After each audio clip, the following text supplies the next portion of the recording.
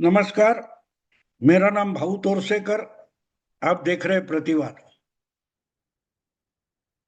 दोस्तों, विधानसभा चुनाव के पहले चरण में केरल और असम और पुदुचेरी, इन तीनों विधानसभाओं का वोटिंग एक ही दिन में पूरा हो गया, 9 तारीख को। और मैं बोल रहा हूं तो 12 तारीख है, मतलब 3 दिन हो चुके। अब बंगाल के पहले चरण का और तमिलनाडु के पूरे विधानसभा का 23 तारीख को मतदान होगा और 29 तारीख को बंगाल के दूसरे चरण का वोटिंग होगा। मतलब साफ है, दो ही विधानसभा चुनाव का वोटिंग बाकी है।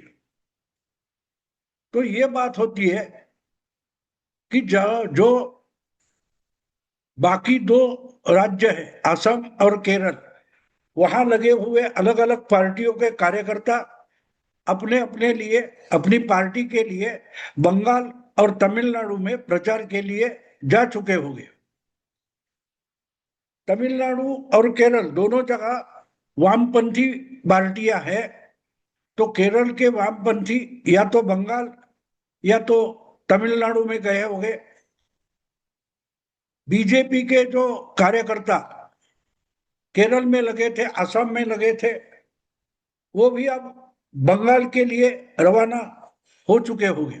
और इसलिए मैं आज जो बंगाल के चुनाव के बारे में एक अलग पहलू आपके सामने रखने वाला हूं, और वो पहलू है असम का चुनाव। हमने देखा असम में बड़ा भारी रिकॉर्ड ब्रेक वोटिंग हो गया। इसके पहले जितना वोटिंग नहीं होता था, उतना 85% से ज्यादा, 85% से ज्यादा असम में वोटिंग हो गया। और असम के चुनाव में बीजेपी के बाकी बाहर के नेता कितने पहुंचे पता नहीं, लेकिन अकेले वहां के मुख्यमंत्री बीजेपी के नेता हेमंत बिस्वा शर्मा ने असम के चुनाव का पूरा प्रचार का बोझ अपने सर पर और अपने कंधे पर लिया था। और एक हाथ उन्होंने पूरी असम की राजनीति जीत ली है। हर कोई जो ओपिनियन पोल निकाल रहा है वो साफ साफ बोल रहा है कि बीजेपी असम में आराम से जीत जाएगी। इससे भी ज्यादा इंपॉर्टेंट यह है कि कांग्रेस कैसे बुरी तरह से असम विधानसभा का चुनाव हारने वाली है, इस पर हर कोई एनालिस्ट बोल रहा है। इसका मतलब असम का चुनाव आसान था और इसलिए कुछ छुटपुट सभा रैलियों के लिए अमित शाह या प्रधानमंत्री नरेंद्र मोदी असम गए थे। बाकी वहां की सब बात अकेले अकेले हेमंत बिस्वा शर्मा ने संभाल लिए। और बड़े एग्रेसिव नेता माने जाते हैं, आक्रामक है। अगर कोई उनको क्रॉस करने की कोशिश करे, अड़ंगा लगाने की कोशिश करे, तो लात मारकर रास्ता निकाल देते हैं। और दूसरी इंपॉर्टेंट बात हेमंत बिस्वा शर्मा की इसलिए कि वो असम के हैं, और असम और बंगाल मानो एक ही तरीके का इलाका है, भाषा में समानता बहुत सारी है। और इसलिए बीजेपी के जो बड़े नेता माने जाते हैं उनमें हेमंत बिस्वा शर्मा एक है जो मुख्यमंत्री है, और बीजेपी के बड़े नेता भी है, और बंगाली भाषा आसानी से बोलने वाले वो बीजेपी के मानो एक सबसे बड़े नेता है। और ऐसा नेता अगर अगले 15 दिन के लिए, 15-16 दिन के लिए बंगाल के प्रचार में बीजेपी के लिए उतरेगा तो क्या होगा। और इसलिए जो हेडिंग मैंने दिया है इस वीडियो को, आसाम का धुरंधर आंधी बनकर बरसेगा। वो फिल्म आई है, जोर से चल रही है, धुरंधर। उसका गाना है ना, आंधी बनकर आया हूं। बिल्कुल हेमंत बिस्वा शर्मा अगले 2 हफ्तों के लिए बंगाल में छाए रहेंगे। बाकी बीजेपी के और योगी जी आएंगे, महाराष्ट्र से हमारे देवेंद्र फडणवीस जाएंगे, अलग अलग राज्यों के मुख्यमंत्री बंगाल पहुंच जाएंगे। मैंने तो इसके पहले बहुत सारे वीडियो में एक बात बता दी थी कि एक बार 9 अप्रैल का वोटिंग खत्म हो जाए और केरला और असम का बोझ उठ जाए, तो बीजेपी के बहुत सारे कार्यकर्ता और नेता एक तरीके से बंगाल पर टूट पड़ेंगे।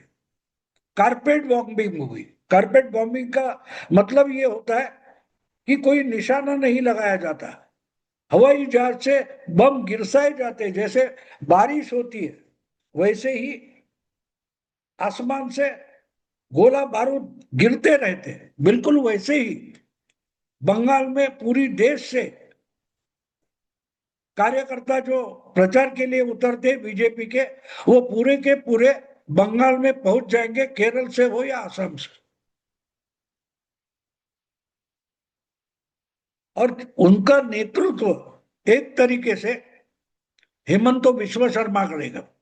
और हेमंत विश्व शर्मा को मैं धुरंधर और आंधी इन शब्दों का इस्तेमाल इसलिए कर रहा हूं कि पिछले 5 साल से वो असम के मुख्यमंत्री है, और जो काम उन्होंने किए हैं वो असम और बंगाल में आना जाना लगा रहता है। तो बंगाल की बहुत सारी जनता को हेमंत बिस्वा शर्मा ये नाम अच्छी तरीके से मालूम है, और उसी तरह से हेमंत बिस्वा शर्मा कैसी राजनीति करते, कैसी सरकार चलाते हैं, ये भी मालूम है। और अगर हेमंत बिस्वा शर्मा बंगाल में पहुंचकर आसाम की तरीके से काम होगा ये एश्योर करते, आश्वासन दे देते हैं, तो उसका बहुत बड़ा परिणाम बंगाल की आम जनता पर और पर्टिकुलरली बंगाल की हिंदू मतदाता पर होगा। क्योंकि बंगाल में ममता से सबसे ज्यादा अगर परेशान कौन है, तो हिंदू जनता है। हिंदू जनता ममता की मुस्लिम तुष्टीकरण से बड़ी परेशान है। और आपको याद होगा 5 साल पहले जब बंगाल का विधानसभा चुनाव हो गया था, उसके बाद जो हिंदू थे और बीजेपी को जिन्होंने वोटिंग किया था, उन पर बंगाल में हमले हुए थे, उनके घर जलाए गए थे, महिलाओं की इज्जत लूटी गई थी। 5,000 से ज्यादा बंगाली परिवार बीजेपी को वोट दिया, इस कारण से अत्याचार से पीड़ित होकर बंगाल का अपना घर छोड़कर आसाम भाग गए थे। उनको हेमंत बिस्वा शर्मा ने ही आसाम में आश्रय दिया था और कुछ समय के बाद वापस बंगाल में भेजा था। तो कहने का मतलब ये कि जो 5 साल पहले टीएमसी और ममता की सरकार इनके सताने से, अत्याचार से पीड़ित होकर आसाम भाग गए थे, वो 5 साल के बाद, यानी पिछले 5 साल अगर बंगाल में लौटे हैं, तो उन्होंने आसाम का मुख्यमंत्री कैसा है, आसाम का बीजेपी का सरकार कैसा है, आसाम में हिंदुओं की क्या हालत है, ये पिछले 4-5 साल से उन लोगों ने बंगाल के अपने हिंदू भाई बहनों को समझाया होगा।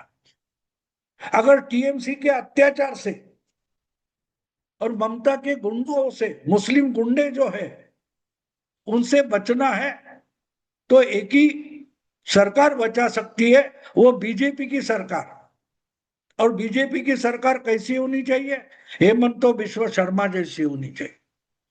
देखो, बंगाल से भी ज्यादा मुस्लिम पॉपुलेशन आसाम में है। कहा जाता है कि मानो 35-40%, कहीं कहीं जगह तो 35 से ज्यादा प्रतिशत मुस्लिम पॉपुलेशन है, मुस्लिम वोटर है। फिर भी जिस ढंग से हेमंत बिस्वा शर्मा सरकार चलाते हैं और असम का हिंदू खुद को बहुत सेफ मानता है, तो ऐसा इंसान, ऐसा बीजेपी का नेता और बंगाली भाषा में अगर बंगाल में आकर बीजेपी के लिए प्रचार करता है, तो वो ज्यादा प्रभावित होगा, वोटर ज्यादा प्रभावित होगा। वैसे तो अमित शाह बंगाल में ही डेरा डालकर बैठे। प्रधानमंत्री नरेंद्र मोदी आते जाते रहते, बाकी बहुत सारे बीजेपी के नेता और आरएसएस के कार्यकर्ता पिछले कई महीनों से बंगाल में लगे हुए हैं।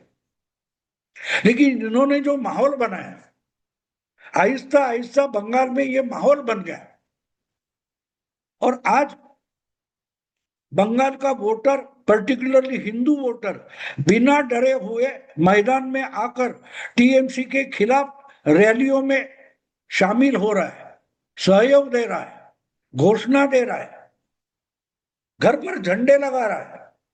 तो इसका मतलब जो मीडिया में फैलाई जा रही अफवाह है कि बंगाल का वोटर, बंगाल का हिंदू ममता से डरा हुआ है, ममता के खिलाफ बोलने के लिए और वोट करने के लिए डरा हुआ है, ये सरासर झूठ है।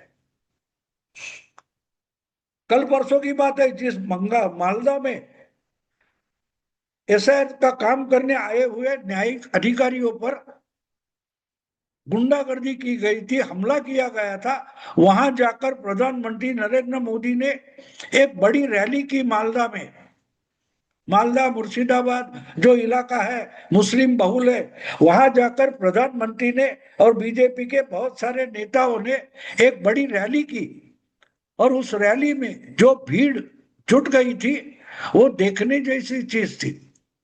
वो भीड़ देखकर आपको पता चलता है कि जो अफवाहें फैलाई जाती है कि बंगाल का हिंदू डरा हुआ है, बिल्कुल डरा हुआ नहीं है, बिल्कुल डरा हुआ नहीं है। अगर डरा होता तो कल परसों जहां दंगा हुआ था, जहां पत्थरबाजी हुई थी, चुनाव आयोग के कर्मचारियों पर हमले हुए थे, ऐसी जगह प्रधानमंत्री की रैली हुई और लाखों की तादाद में अगर आम बंगाली मालदा में इकट्ठा होता है, मुर्शिदाबाद के इलाके में इकट्ठा होता है, तो उसका मंसूबा समझ में आता है। और मंसूबा साफ है, हमको ममता को हटाना है, टीएमसी को हटाना है। कोई पुलिस, कोई सीआरपी हमको मदद नहीं करेगी अगर हम इकट्ठा होकर इस समस्या का, इस गुंडागर्दी का सामना नहीं करेंगे तो हमें कोई बचाने वाला बाहर से नहीं आएगा। पहले खुद को खड़ा होना पड़ेगा। अगर हम लोग अपने पर हमला होता है तो उसका सामना करने के लिए खड़े होते हैं तो फिर सीआरपी, सेंट्रल फोर्सेस, आर्मी हमें मदद करेगी, लेकिन हमको डटकर खड़ा होना पड़ेगा। और यही बंगाल का मतदाता मालदा या मुर्शिदाबाद वगैरह जगह रैली होती है, बीजेपी के रैली में भीड़ जुटाकर बंगाल का मतदाता वही सिग्नल दे रहा है कि हम ममता को हटाना चाहते हैं, हम डरे नहीं है, हम ममता से डरते नहीं, ममता के गुंडों से डरते नहीं। हम मैदान में उतर कर अगर रैली में आ सकते हैं तो बूथ तक जाएंगे और ममता को डराएंगे। हमारी एकजुट से, हमारे वोटिंग से ममता को डराएंगे, टीएमसी को डराएंगे। और ये जब माहौल बन गया है, ऐसे माहौल में अगर आसाम का मुख्यमंत्री हेमंत बिश्व शर्मा आखिरी 15 दिन में बंगाल में आता है तो वो एक तरीके से आंधी बनकर आता है, क्योंकि वो बंगाली भाषा बोल सकते हैं, अस्खलित बंगाली भाषा बोल सकते हैं, बंगाली आम जनता से, मतदाता से वो संवाद कर सकते हैं, जो अमित शाह या नरेंद्र मोदी के बस की बात नहीं है, लेकिन हेमंत बिश्व शर्मा के बस की बात है। और जितनी एग्रेसिव भाषा हेमंत बिश्व शर्मा बोलते हैं, उससे तो माहौल बन गया है, उस आंधी का सुनामी बनने में समय नहीं लगेगा। और तो 2 हफ्ते का समय, 14-15 दिन बचे। हेमंत बिश्व शर्मा आसाम से छुट्टी लेकर बंगाल में आते हैं तो इस माहौल में बीजेपी की सुनामी बंगाल में आने वाली है। और ये सुनामी आती है तो उसमें ममता तो बह जाएगी, टीएमसी बह जाएगी। और इसलिए मैं बार बार बोल रहा हूं कि ममता 100 सीटें चुनकर नहीं ला सकती। आज का माहौल अगर हम देखते हैं और समझते हैं तो मुझे लगता है कि लोगों के चेहरे बता रहे हैं, बॉडी लैंग्वेज, देह बोली बता रही है कि ममता हार रही है। और इसलिए कल से एक नया नैरेटिव मीडिया में छोड़ा गया कि बीजेपी 100 सीटें नहीं लाएगी। अरे इसके पहले बीजेपी ने 100 सीटें कब जीती थी? कभी नहीं जीती थी। पिछली बार भी बीजेपी 77 पर अटक गई थी। अगर 100 के आंकड़े का डर है तो बीजेपी को नहीं हो सकता, वो ममता को हो सकता है कि 150, 175, 200 ऐसी सीटें चुनकर लाने वाली ममता जो है वो डरी हुई है। और इसलिए ममता की तरफ से ये नया नैरेटिव लाया गया कि बीजेपी 100 नहीं पार करेगी। इसका मतलब ममता खुद जानती है, ममता और उनकी पार्टी बंगाल में 100 सीटें पार नहीं करेगी, ट्रिपल डिजिट में नहीं जाएगी। इसका और एक कारण है कि इन्होंने जाना है कि पिछली बात अलग थी, 5 साल पहले की बात अलग थी। आज डर कम है और ऐसा जब खुला माहौल है, अगर लोग डरे हुए नहीं है, ऐसे में अगर हेमंत बिश्व शर्मा जैसा एग्रेसिव बीजेपी नेता, बगल के राज्य का मुख्यमंत्री एग्रेसिव भाषण करता है तो वो डरे हुए या सहमे हुए या भागने वाले लोग जो 5 साल पहले हमने देखे थे, वो डटकर खड़े रहेंगे और मुकाबला करेंगे, सामना करेंगे। अगर सेनापति हेमंत बिश्व शर्मा जैसा आ जाता है तो आखिरी लड़ाई कैसी होगी कल्पना करो। दोस्तों, 15 दिन के लिए हेमंत बिश्व शर्मा आंधी बनकर आया है और 4 तारीख को हमें सुनामी का रिजल्ट दिखाई देगा। मैं अभी रुकता हूं। अगर वीडियो अच्छा लगे तो लाइक कीजिए, शेयर कीजिए और प्रतिवाद को सब्सक्राइब कीजिए। नमस्कार।